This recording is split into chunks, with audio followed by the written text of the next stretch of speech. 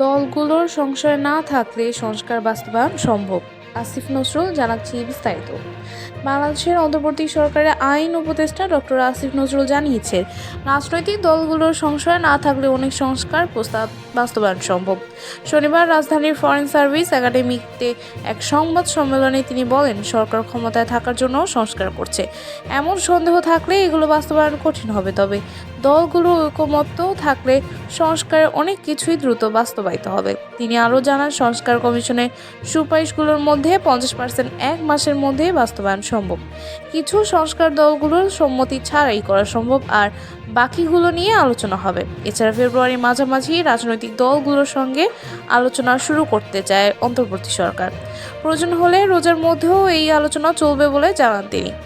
সংবাদ সম্মেলনে আরও উপস্থিত ছিলেন প্রধান উপদেষ্টার প্রেস সচিব শফিকুল আলম ও উপপ্রেস সচিব আবুল কালাম আজাদ মজুমদার।